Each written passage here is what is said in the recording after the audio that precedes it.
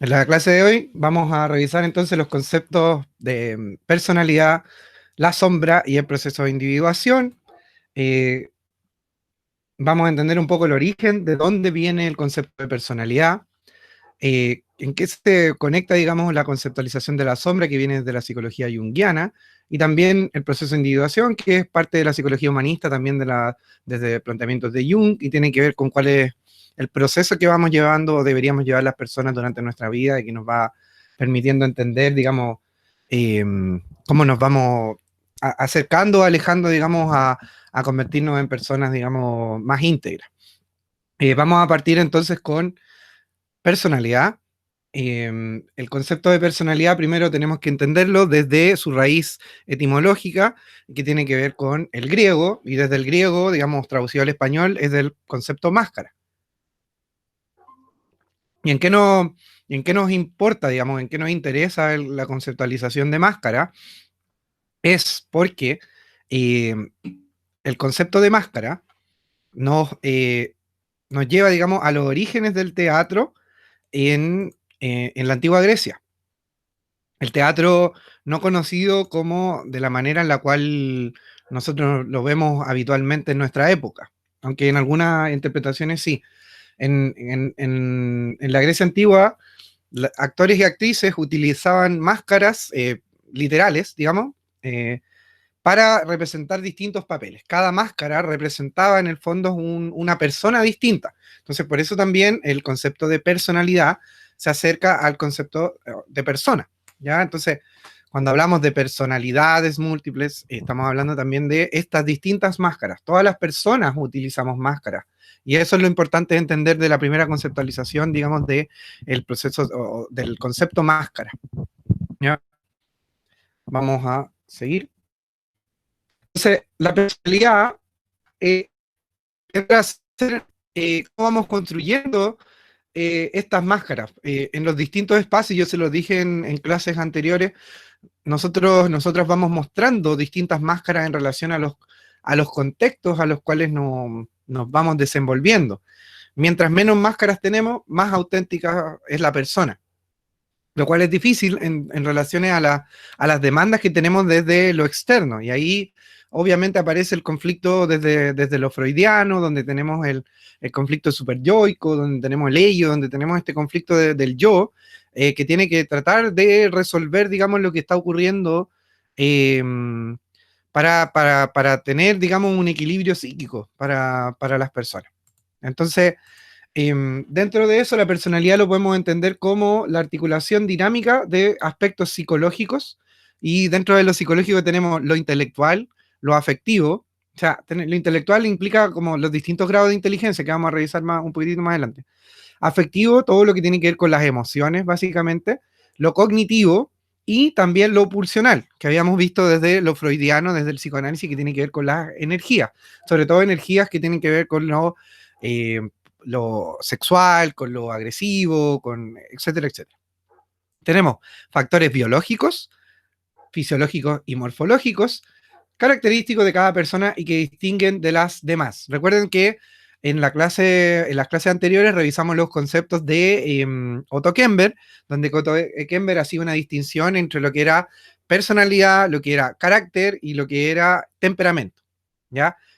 En repase breve, lo biológico tenía que ver con el temperamento y el carácter, que lo vamos a ver a continuación o un poquitito más adelante.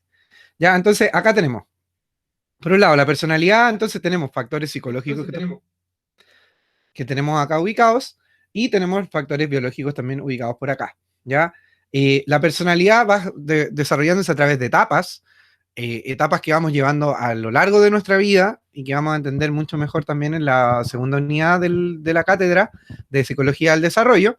Esas etapas también nos van llevando a crecimientos y van superando crisis, distintas crisis. En el fondo, cada crisis que voy superando me va a permitir ir superando etapas y superando crecimiento. Y ahí aparece lo que habíamos revisado sobre los mecanismos de defensa.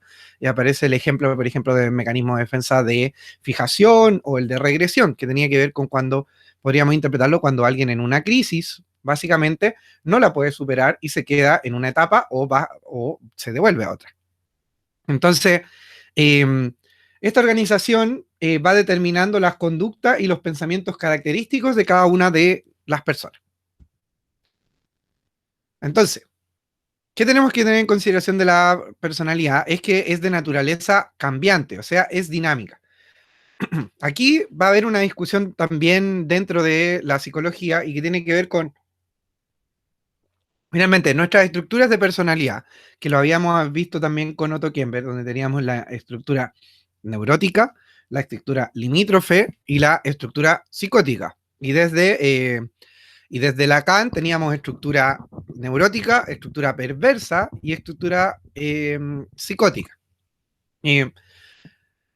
Hay estructuras de personalidad que obviamente se mantienen durante quizá toda nuestra vida, pero ciertos acontecimientos pueden hacer de que nuestras estructuras en el largo plazo puedan cambiar. Ya hay eventos más traumáticos, podríamos decir, que podrían hacer de que esto cambie de manera más abrupta.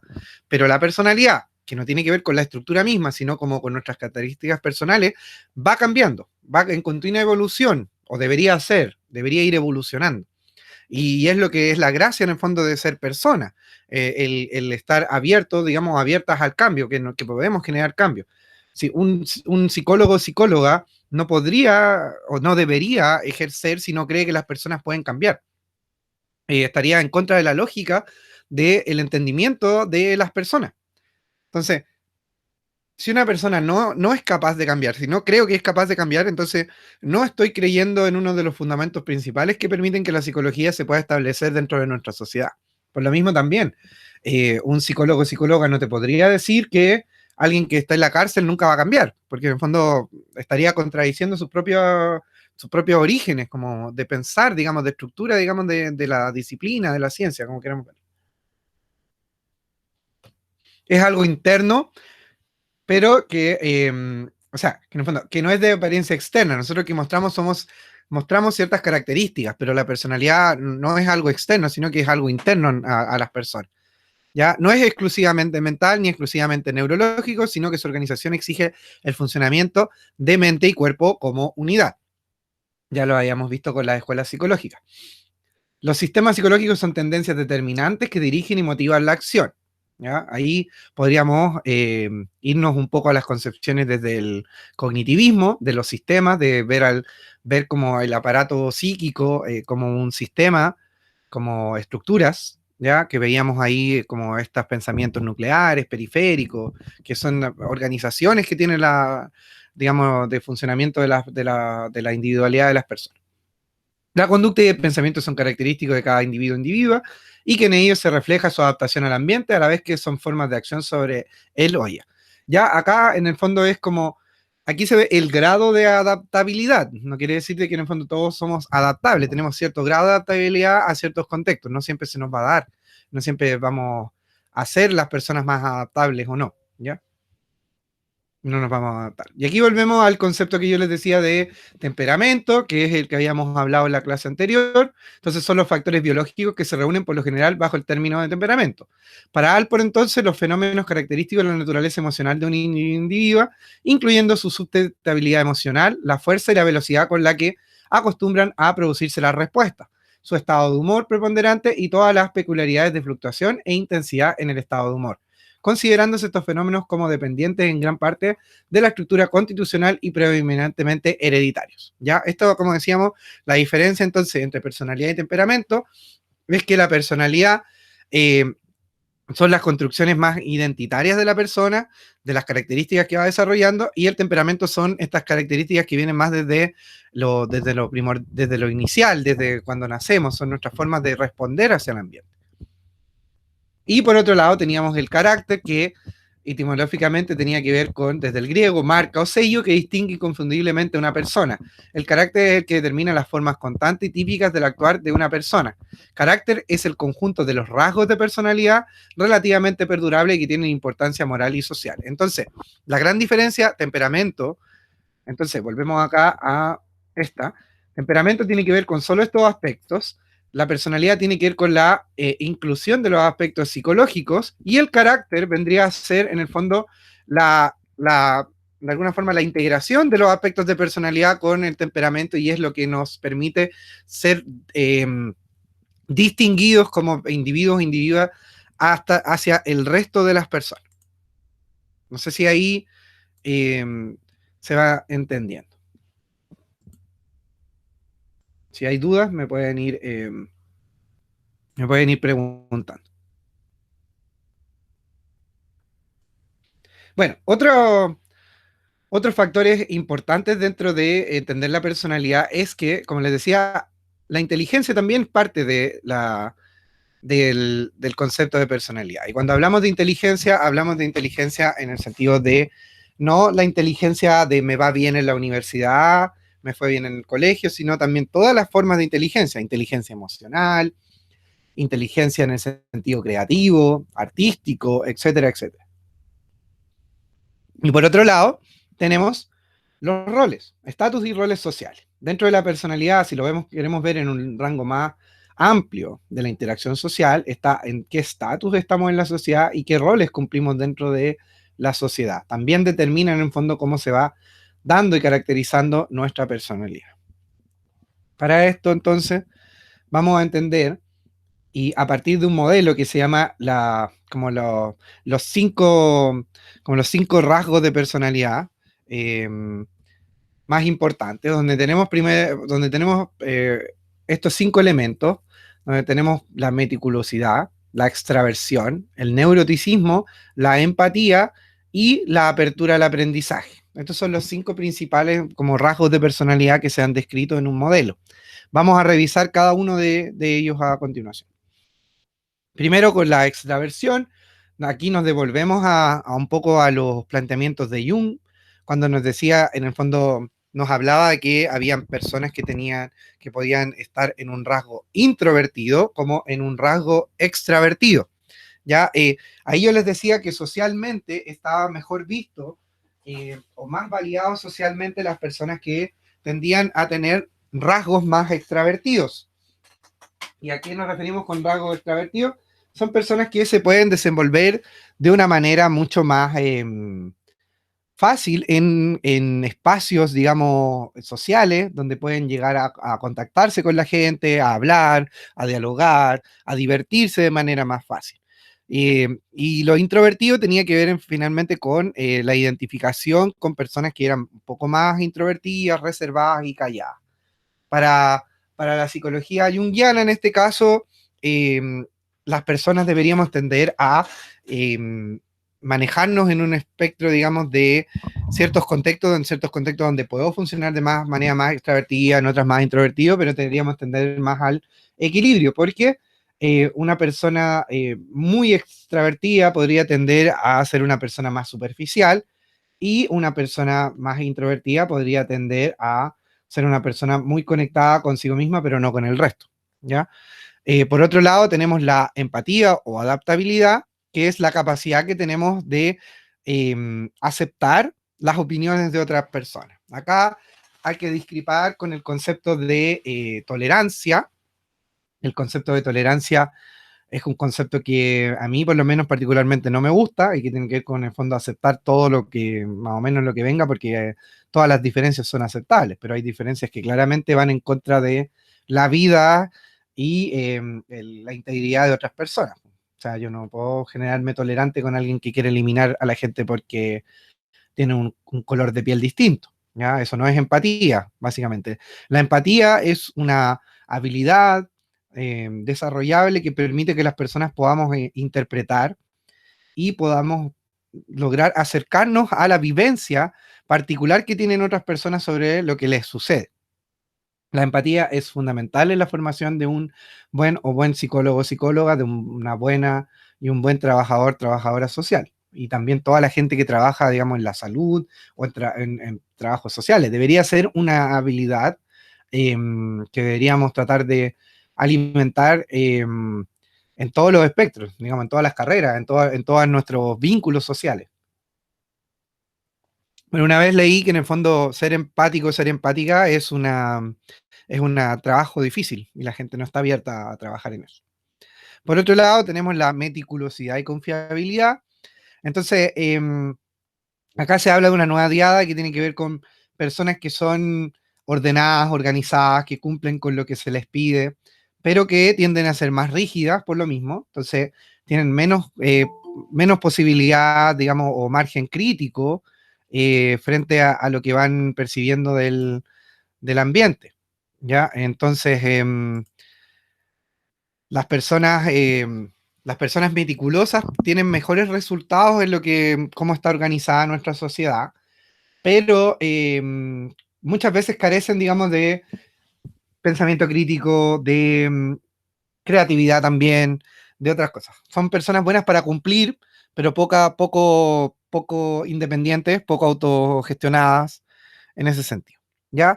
Por otro lado, tendríamos lo que tiene que ver con la desorganización y la responsabilidad, que socialmente está bastante más castigado, pero que son, digamos, son características que también podrían propiciar otro tipo de cosas.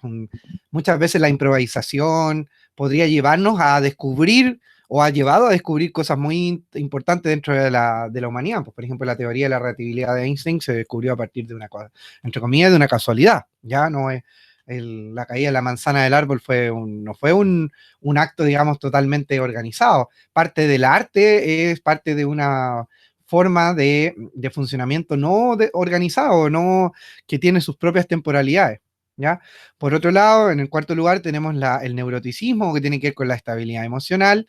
Pensemos que gran parte de la sociedad y muchas de ustedes me van a decir lo que yo quiero en mi vida es la estabilidad. Básicamente la sociedad le ha dado como una preponderancia hacia la estabilidad como algo que tenemos que lograr, casi como la felicidad también.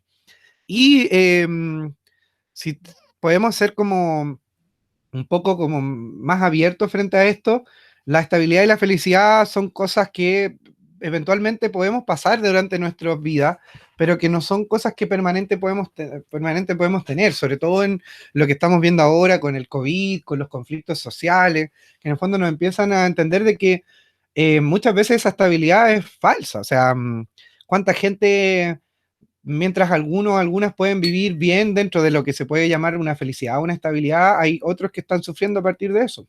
Hay gente que muere por ser mapuche, hay gente que muere por tener el color de piel distinto al blanco, hay gente que es violentada, discriminada por otras orientaciones sexuales, mientras yo puedo decir, dejemos que las cosas estén tal cual estén, ¿ya? Entonces, dentro de lo interior, la estabilidad emocional representa en el fondo cómo yo puedo manejar las tensiones del mundo externo, ¿ya?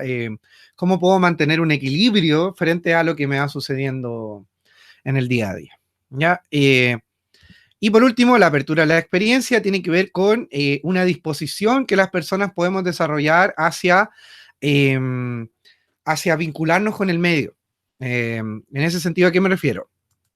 Quiero experimentar cosas nuevas, o me quedo encerrada, digamos, en lo que tengo.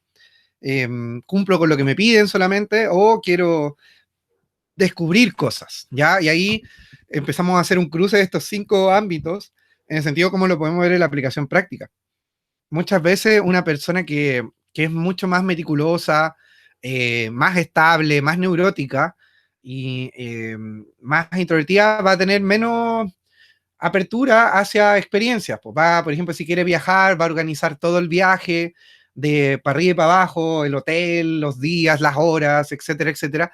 Mientras una persona más apertura a la experiencia puede de un día para otro decir me voy a la playa o me voy a viajar y se va a aventurar. Pues. En general, las, eh, las personas que son más cerradas a la experiencia tienen más miedos hacia lo que puede experimentar con el mundo. Nunca se van a ver, por ejemplo, viajando por el mundo o, o haciendo algo improvisado. Po. O sea, por ejemplo, hacer una clase sin tener ningún material, porque van a tener miedo al rechazo, al castigo, etcétera, etcétera. ¿Ya? Las personas más abiertas a la experiencia, por en cambio, son personas más creativas, más artísticas, más curiosas, les gusta innovar, les gusta generar nuevas soluciones a las cosas, van a criticar lo establecido, van a decir de que esas formas pueden servir para hartas personas, pero no para todas, etcétera, etcétera. ¿Ya? Esos son los 5 factores entonces de la personalidad. Otros factores importantes para entender el desarrollo de la personalidad son el autoestima y el autoconcepto. El autoestima, en palabras simples, es cuánto afectivamente me quiero. ¿Ya? ¿Me quiero o no me quiero? ¿Tengo un vínculo bueno hacia mí mismo? Cuando me dijeron me quiero, estoy hablando de lo emocional. ¿Desarrollo amor hacia mí mismo, hacia mí misma? ¿O no? ¿Me odio? A veces me caigo mal, no sé, no me quiero por lo mismo. Me miro al espejo y me veo, me siento yo, me gusto en el fondo como me veo. Soy una representación de lo que quiero ser. Eso es el autoestima. El autoconcepto, en cambio, tiene que ver con lo más cognitivo. Entonces, ¿cómo me evalúo? Esto tiene que ver emoción, esto tiene que ver más con una evaluación como un poco más concreta. Entonces, en las distintas áreas, me siento una persona capaz de lograr mis objetivos en la vida, como venía en la pregunta que les hice para el trabajo anterior. En el fondo, esta persona que decía, soy capaz de lograr lo que quiero. ¿Ya? Eso es un concepto más nuclear. En el fondo es una creencia acabada en la persona. Yo logro creer que puedo lograr mi objetivo en la vida y aquí aparecen distintas áreas. Aparecen las áreas, digamos, eh, emocional, social, laboral, educacional, familiar. Entonces, puedo generar buenos vínculos con las personas, puedo tener relaciones sociales, puedo tener vínculos sexoafectivos buenos, me va a ir bien en el trabajo, me creo una persona talentosa, tengo buenas habilidades, voy a pasar los ramos, voy a terminar mi carrera. ¿Por qué? Porque creo que lo puedo superar. Es importante el autoconcepto en el sentido de cómo lidia frente a las frustraciones. Me sacó un rojo en una primera prueba, ¿eso implica que me voy a echar el ramo? ¿O creo que en verdad me fue mal porque no estudié y puedo sacarlo, superarlo porque en realidad tengo la habilidad para hacerlo? ¿Ya? En cambio, el autoestima tiene que ver con, en el fondo, me siento fea, me siento feo, me quiero por eso, me acepto como soy. ¿Ya? Son dos conceptos fundamentales. En el fondo, si yo no logro tener una buena autoestima y un alto concepto, soy mucho más vulnerable a lo que me va pasando en mi convivencia con el entorno. Entonces, probablemente soy mucho más permeable al desarrollo de depresión, tristeza, cualquier otro tipo de situación que me pase, me pueda suceder. Voy a ser más vulnerable en el fondo a un quiebre amoroso, voy a ser más vulnerable a echarme un ramo, voy a ser más vulnerable a que me echen de la pega, etcétera, etcétera.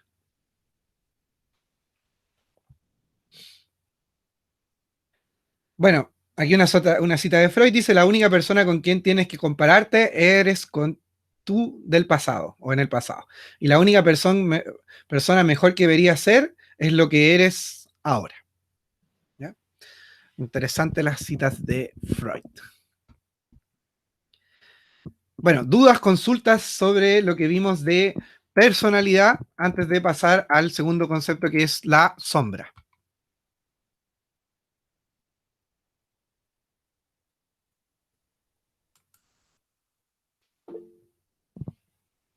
Gracias por el feedback.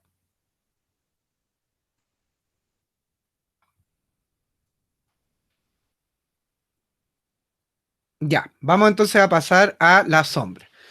La sombra es un concepto, como dije y adelanté, que viene desde la psicología junguiana, ya un planteamiento de Jung.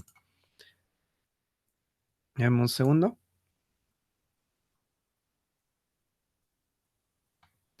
Ya.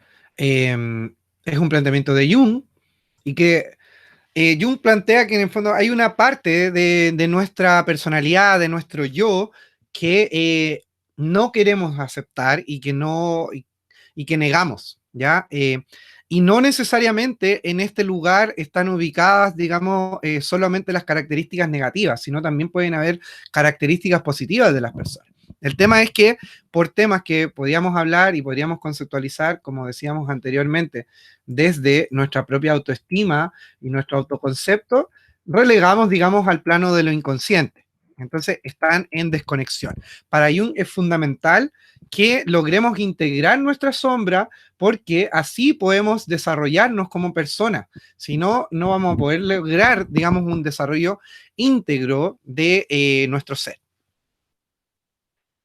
Vamos a leer una cita de Jung. Dice, la regla indica que cuando no se toma conciencia de una situación interior, esta se da exteriormente como destino. Es decir, que cuando el individuo no toma conciencia de sus contradicciones internas, el mundo se ve forzado a expresar el conflicto y a romperse en mitades opuestas. Aquí, ¿qué nos quiere decir Jung? Es que en el fondo vamos a tener material inconsciente, como habíamos visto, sobre todo que se va acumulando en esta especie de base de datos, que es el... Te respondo al tiro, Javier, para no avanzar. Déjame leer bien la pregunta. Dice, ¿esto tiene que ver con doble personalidad? O sea, tener una personalidad con ciertas personas y con... No, no. Eso, el tener distintas como personalidades, entre comillas, o máscaras, tiene que ver con el concepto de máscara en sí mismo. La sombra es algo que todas las personas tenemos. Ya, todas las personas tenemos una sombra, un lado oculto, como alguien en una clase anterior habló como del, no, fue en otro curso, pero hablaba del alter ego, ¿ya? El alter ego podría ser como la máscara, ¿ya? Entonces en un espacio me comporto de cierta manera porque las demandas del medio me hacen como tener temores frente a la reacción que puedan tener las personas, etcétera, etcétera. La sombra es algo que yo no soy consciente que tengo, está ahí oculto. El tema es que la sombra puede manifestarse, digamos, en el plano de lo consciente y dejar un poco la caga, ¿ya? Por eso que acá nos dice Jung, en el fondo, que se puede generar un conflicto y romperse en mitades opuestas, ¿ya? Claro, en el inconsciente, como dice Tamara, ¿ya? Está en el inconsciente, no soy consciente de la existencia de la sombra. Jung nos dice y plantea este concepto para que las personas podamos darnos cuenta que en el fondo hay lugares, hay formas nuestras que están ahí, ¿ya? Tamara, está bien subconsciente igual. El tema es que es un concepto que algunos dicen subconsciente, pero algunos dicen inconsciente, pero es lo mismo. A mí yo uso inconsciente porque me tiendo a confundir con preconsciente, entonces como que ahí me quedo con inconsciente. Eh, eh, Nos dice que en el fondo el conflicto de la persona es que tiene que integrar la sombra, porque si no integra la sombra o no integra estas características, digamos, que no acepta de sí mismo o sí misma la persona, pueden reflejarse después en el espacio, digamos, externo, como un conflicto que nos haga mostrar que la persona se pueda desintegrar en sí misma, o sea, pueda generar en el fondo una ruptura de cómo funciona. ¿Ya? Y esto es lo que yo les decía un poco en ejemplos, por ejemplo, de las personas que fueron torturadoras, ¿ya? Durante, por ejemplo, los regímenes dictatoriales, no solo en Chile, en distintos lugares. Personas que racionalizan la información para no generar una desintegración de la sombra, porque en el fondo si yo acepto la existencia de algo macabro, de algo perverso, de un daño que yo hice a otras personas, probablemente en el plano de lo consciente eso genera una desintegración, ¿ya? Y eso implica la pérdida de la estructura. Y ahí podríamos hablar de estructuras que pueden pasar desde una estructura que puede funcionar un poco en un espectro neurótico limítrofe hacia un espectro más psicótico. La persona puede perder el juicio de realidad, puede perder la identidad del yo, porque su aparato psíquico no va a ser capaz, en el fondo, de mantener un equilibrio frente a una información tan incongruente en sí misma. ¿Ya? Entonces, para Jung es fundamental el poder de alguna manera interiorizarnos en ir entendiendo cuáles son esos miedos que tenemos, ¿ya? Y irlos concientizando. Y eso es un trabajo que puede durar toda nuestra vida, claramente. Vamos a ir entendiendo un poco más de la sombra, todavía. Ya, Jung utilizó entonces de dos formas diferentes la sombra. Se puede definir como la totalidad de lo inconsciente, del mismo modo que Freud define inicialmente el inconsciente como todo aquello que cae fuera de la conciencia.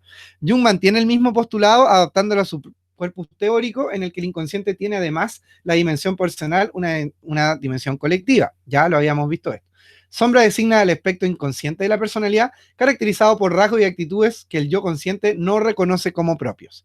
¿Ya? En el fondo, para Jung la sombra tiene que ver con todas estas, cómo los mecanismos de defensa van eh, interiorizando y llenando, digamos, nuestra parte inconsciente de información que no queremos hacernos cargo. Eso es lo que pasa. Entonces, se va llenando, se va llenando, se va llenando, y para Jung eso es peligroso, porque por un lado explotas y dejas la cagada, y por otro lado, para Jung es fundamental para el desarrollo de la persona, porque todos lo tenemos en cierto grado. Para otro, por el segundo lugar, la sombra es la parte inferior de la personalidad, la suma de todas las disposiciones psíquicas y personales y colectivas que no son asumidas por la conciencia por su incompatibilidad con la personalidad, perdón, que predomina en nuestra psique, o sea, como la idea que tenemos de nosotros y nosotras mismas. La sombra pone en pugna, en el fondo, soy tan buena persona, ¿verdad? En realidad, trato de ser buena persona y me convenzo de que soy buena persona, pero ¿lo soy o no lo soy? Hay una parte de mí que en realidad puede ser mala, puede generar daño. Para Jung, en el fondo, es como apropiate y ve que cómo gestionas esto. No puedes evitarlo, en algún momento va a salir, en algún momento vas a generar daño. No, esa máscara que muestra, digamos, tu personalidad de ser una buena persona, para Jung es algo que en el tiempo puede ser insostenible, porque en algún momento la tensión va a hacer que eso colapse, ¿ya? Estos contenidos rechazados no desaparecen y cuando cobran cierta autonomía se constituyen en un agente antagonista del yo, que mina los esfuerzos de este. Entonces, en algún momento no sé, en un conflicto, bajo la influencia de las drogas, bajo cualquier situación tensionante que puede ser más profunda, podría aparecer esta sombra y puede llegar a generar mucho daño, ¿ya? Puede generar mucho daño. Porque en el fondo yo puedo verme como una persona que hace el bien hacia el resto de las personas, pero si yo no integro que tengo una parte, digamos, mala, entre comillas, o que no es tan social, en algún momento puedo generar mucho daño, porque si yo integro eso, podría tener conflictos menos complejos, ¿ya? La sombra sí, está relacionada de alguna manera con la conceptualización de la ubicación del inconsciente y el ello, ¿ya?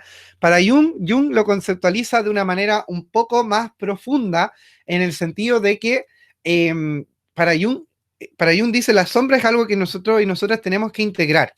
Eh, para Freud, en el fondo, el trabajo del ello o del inconsciente en sí mismo es poder resolver los traumas que tenemos de la infancia y de lo sexual.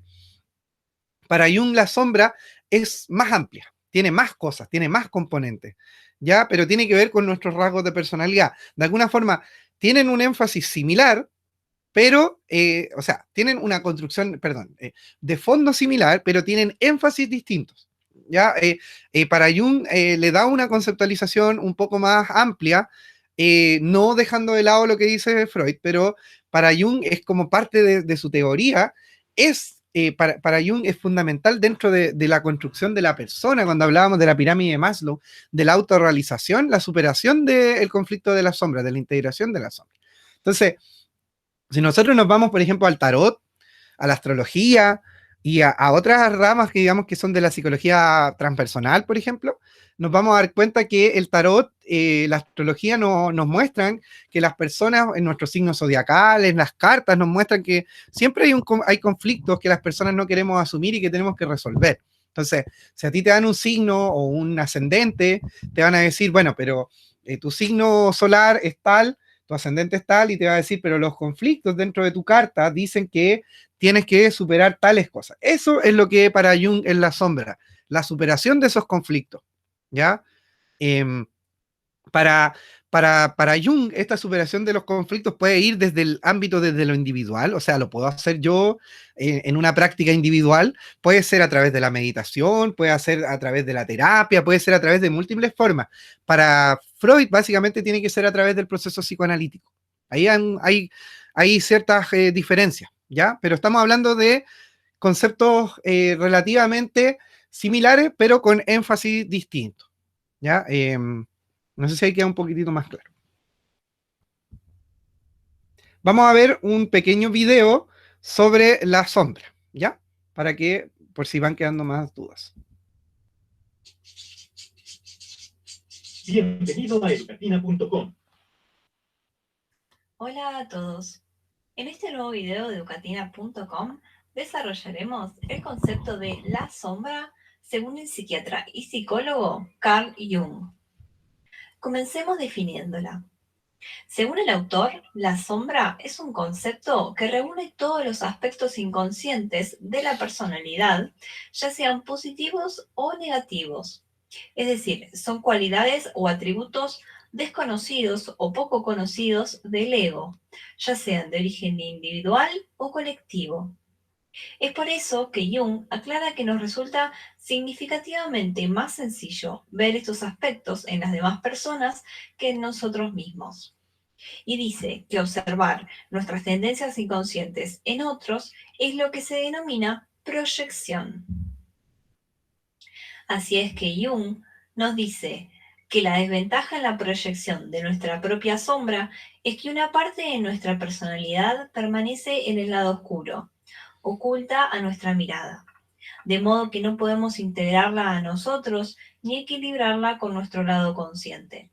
Sin mencionar la enorme conflictiva que nos puede generar en los vínculos el hecho de atribuirle a otros nuestro propio aspecto sombrío, ya que el mismo autor nos dice que este mecanismo proyectivo coarta la posibilidad de auténticas relaciones humanas.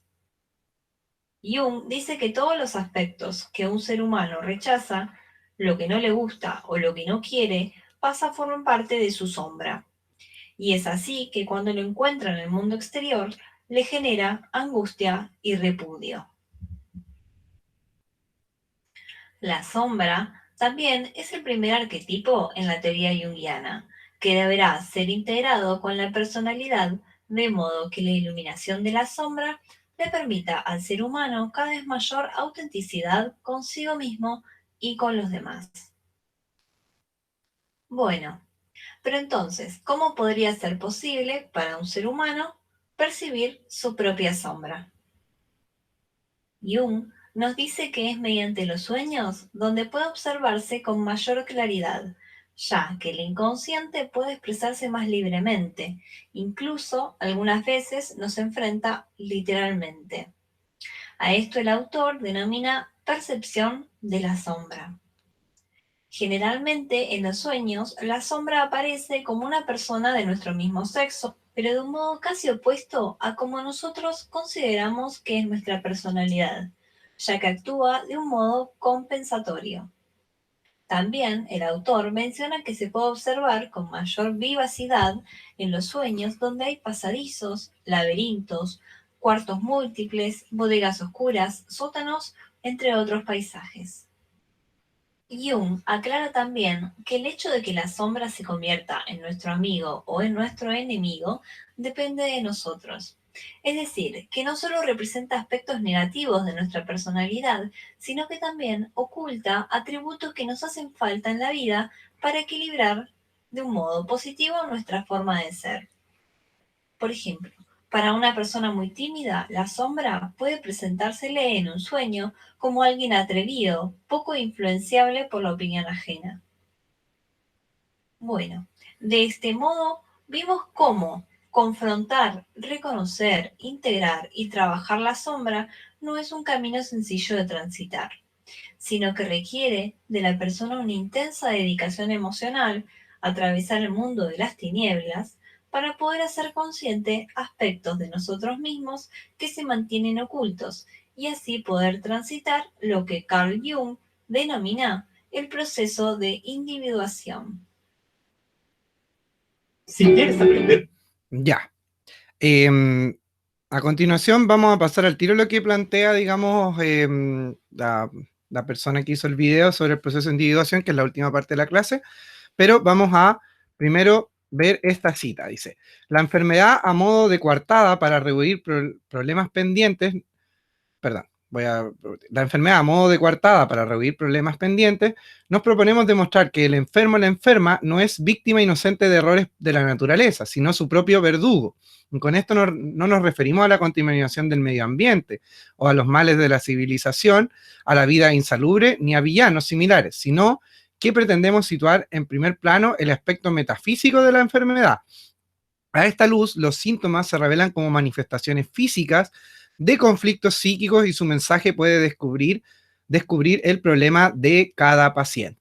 Ya acá lo que nos quieren decir, digamos, estos autores es que en el fondo las manifestaciones físicas que podemos tener sobre ciertas enfermedades podrían tener una explicación desde lo psicológico, ¿ya? Y aquí hablamos de, digamos, la somatización como proceso, y el poder, de alguna forma, ir desarrollando, por ejemplo, trastornos como hipocondriacos, como conocemos, etcétera, etcétera. parte en el fondo del camino, digamos, de ir descubriendo la sombra, es ir interpretando que en el fondo hay una predisposición desde la óptica humanista y también junguiana hacia el desarrollo o no desarrollo de ciertas enfermedades. Hay un libro que se llama La enfermedad como camino, que nos va diciendo cada malestar físico a qué se puede de alguna manera ir relacionando en términos psicológicos, ¿ya? Se los voy a tratar de dejar también como dentro de bibliografía, digamos, complementaria, no obligatoria.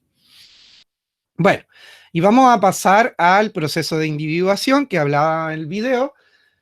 Entonces, acá tenemos una cita sobre la sombra también, donde dice, esa cosa oscura que reconozco mía. Lo que nos decía acá de alguna manera William Shakespeare, y que vamos a tomar de manera antojadiza, y no sé si está totalmente relacionada, digamos, lo que él dijo a lo que queremos ver, pero tiene que ver con el proceso de reconocimiento, que nos permite de alguna manera ir desarrollándonos y ir pasando, digamos, sobre este proceso de individuación que nos podría llevar, digamos, a un desarrollo como personas íntegras, social y colectivamente, desde lo individual.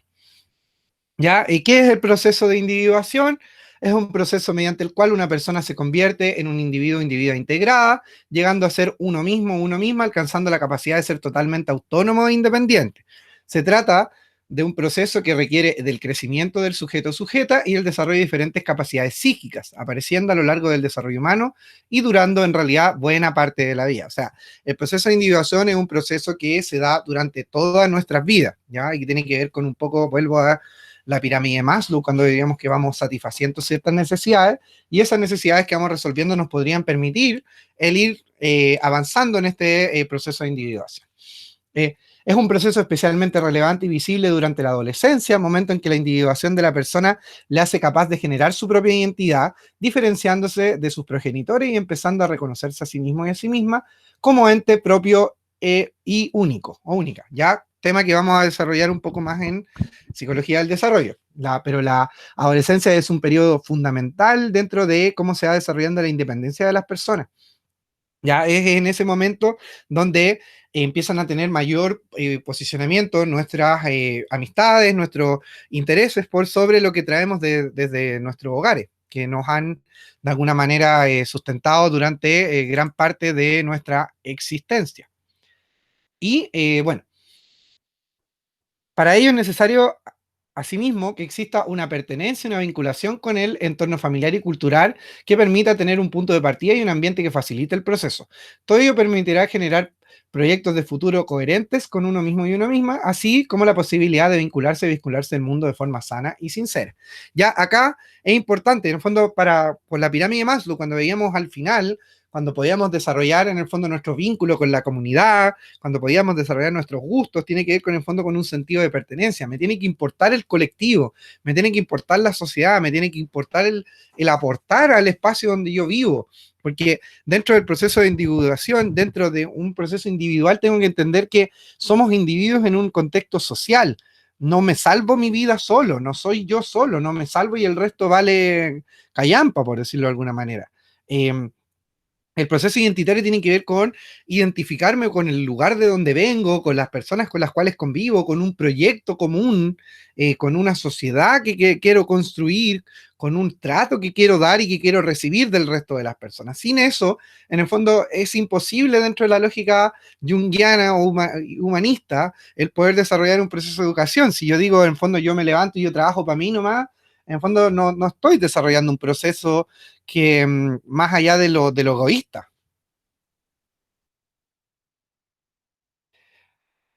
Desde la perspectiva junguiana transcurre a lo largo de una serie de 4 fases a través de las cuales el sujeto sujeta va primero complementando sus aspectos conscientes e inconscientes y de a poco irá integrando opuestos, persona y sombra, consciente e inconsciente, hasta conseguir llegar a la mismidad de la persona, es decir, a ser uno mismo, uno misma, un individuo, una individua totalmente integrado.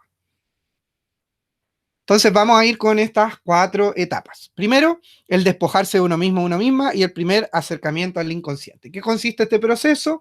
Se da en el momento en que empieza a aparecer la conciencia de que la propia conciencia no es la totalidad del ser, se empieza a ser consciente de la existencia de impulsos, de deseos y de contenido psíquico no expresado ni directamente observable. Entonces, en el momento en el cual yo me empiezo a cuestionar, en el fondo, la existencia de un inconsciente y de deseos que pareciera que no tengo visualizados dentro de lo que yo conozco como lo que soy. Entonces, ¿qué es lo que estoy diciendo con esto? En el momento, por ejemplo, que estamos viendo esta clase y yo voy, o vimos la clase de psicoanálisis, de aparato psíquico, y estamos viendo que existe un inconsciente, que existen deseos, y logro ver que en ciertas instancias esta parte inconsciente ha salido en mí, es el primer proceso para darme cuenta de que hay cosas que yo no me había dado cuenta y que pareciera que eran como, entre comillas, o extrañas o medias normales para el resto, pero que para mí parece que me hacen conflicto. Sujeto sujeta se da cuenta de que existe una gran parte de sí que ha sido ignorada por sí misma y va a intentar empezar a aproximarse a su comprensión, dado que ha llegado un momento en que su desarrollo le ha hecho ver dicha necesidad. Entonces empiezo a ver las conflictivas, me empiezo a dar cuenta que hay cosas que tengo que resolver, que hay problemas que han salido a partir de la existencia de esto que no me había dado cuenta que existía, etcétera, etcétera. Y que lo veo en mis relaciones familiares, afectivas, en mi estudio, en mi trabajo, etcétera, etcétera. O conmigo mismo, ¿ya? En un segundo lugar, y volvemos al concepto de la sombra, el encuentro con la sombra. Entonces, se trata de integrar los elementos negados y de la propia personalidad. No se trata de ceder a los impulsos. De hecho, la represión es vista con Jung como algo que, en cierto modo, permite el nacimiento de la conciencia, pero sí de aceptar la sombra como parte de nuestra naturaleza. En el fondo, no es como decir, oye, ¿sabes qué? Tengo características malas. Puedo ser una persona que tiene comportamientos que pueden ser vistos como otras personas malas. Tiene que ver con aceptar que existe eso. No quiere decir que lo vaya a hacer, pero decir, ¿sabes qué? Tengo esto. Y no me puedo negar a que tengo esta parte. Puedo asumirlo y hacerlo con las consecuencias que conllevan, pero en el fondo es aceptar su existencia. Ese es el primer encuentro. Por otro lado, tenemos el encuentro con el ánima y ánimos, que eran conceptos que habíamos visto en la clase junguiana. Este proceso implica la integrar al propio ser, además del arquetipo identificado con el propio sexo, la parte de su ser tradicionalmente identificada con el sexo contrario, apareciendo una vinculación con ella. Es decir, el hombre debe integrar su arquetipo o ánima o femenino, que se corresponde con elementos como la sensibilidad, el afecto y la expresión emocional, mientras que la mujer lo hace con el ánimo o arquetipo masculino, relacionando el vigor, la vitalidad, la fuerza y la razón y la sabiduría. Se trata de integrar en su totalidad el arquetipo sexual, tanto logos como eros, acuérdense, la pulsión de vida, haciendo que medien y siendo fuente de la creatividad e inspiración. Acá, obviamente, esta formulación es más tradicional, pero podemos entender de que yo como hombre puedo haber estado, haber tenido una, no sé, como una concepción más femenina de mí misma o de mí mismo, y en el fondo también Jung dice, de alguna manera yo creo que si lo planteara ahora diría da lo mismo, en el fondo eres hombre y te sientes más identificado con el ánima, y eres, o sea, mujer y te sientes más con el animus, da lo mismo. El tema es que tienes que integrar lo otro, que no puedes ser íntegro, íntegra persona si no logras integrar las características. Ya, obviamente, entendiendo de que las concepciones actuales a lo que llevan o deberían llevar desde mi lógica es a la ruptura de estas existencias de polaridades opuestas. Para mí, el ser vital o tener fuerza no es sinónimo de lo masculino, ni ser sensible tampoco es de lo femenino, ¿ya? O no debería serlo. Pero desde estos pensamientos o estos planteamientos sí, ¿ya? Y cómo la sociedad se ha llevado, ¿ya? Pero lo vital, más allá de esta crítica, tiene que ver con, en el fondo, para ser integrales tenemos que tener un equilibrio de funcionamiento. Número 4, tenemos la integración del arquetipo luz. Una vez completado el proceso anterior, empiezan a alumbrarse las zonas oscuras y desconocidas de nuestra psique, algo que amplía nuestra conciencia de nosotras mismas o nosotros mismos en gran medida y que puede generar sensación de omnipotencia narcisista que nos hace creernos superiores. El efecto de la realidad haciéndonos que ver que nuestras capacidades no son tan extremas hace que se nos bajen los humos, devolviéndonos la humildad. En este momento aparece la sabiduría y el descubrimiento, simbolizados con el mago o sabio que da sentido a lo desconocido, explorando y descubrimiento el propio ser. Entonces acá Jung, o el proceso de individuación nos plantea de que va a haber un momento en el cual voy avanzando y me voy a creer un poco la raja. Entonces hay que darse cuenta que en el fondo el proceso de individuación no nos lleva a descubrirnos o a integrarnos para creernos ser superiores sobre el resto, sino para interpretar y poder de alguna forma entender que esto no está en función de solo del sí mismo, sino en función del resto. El mago como arquetipo, o el sabio o la sabia, es sabio o es sabia, es mago o es maga, porque es capaz de reconocer que tiene ciertas características que también pueden ayudar al resto de las personas, ¿no? No solo para sí mismo, no solo para su beneficio. Y por último, el proceso de individuación, la coincidencia oppositorum o la coincidencia opuesta, o algo así podríamos decirlo en español. ¿Ya? Y acá que hablamos, poco a poco van apareciendo momentos en que sí mismo aparece, unos momentos en que empieza a existir la comprensión del propio ser, el proceso llega a su culmine, cuando se consigue la conciencia o integración de los opuestos, supone la adquisición de la mismidad, el fin del proceso de la individuación. En este momento, el conjunto de elementos que conforman la mente se encuentran ya integrados, lo consciente y lo inconsciente, lo individual y lo colectivo, la persona y la sombra. Habiéndose conseguido una psique totalmente integrada, ya es el mí mismo consciente de los diferentes aspectos que forman parte de su ser y capaz de distinguirse y separarte del mundo. El sujeto sujeta es un ser completo, individuado y poco a poco cada vez más autónomo, pudiendo incluso formar parte de su propio sistema ético. Ya acá es importante porque en el último proceso, en el fondo, lo importante es que la persona, más allá de su integración individual, le permite entenderse dentro de un colectivo, dentro de una sociedad donde hay que aportar, que era lo que decía antes. No puede haber un ser individual sin la colectividad. Cita de Jung, ya no soy lo que me sucedió, yo soy lo que elegí ser. O sea, no soy víctima de las consecuencias, sino de mis propias decisiones. No soy un locus de control externo, o sea, lo externo me afecta, sino internamente yo soy él o la que voy tomando mis decisiones.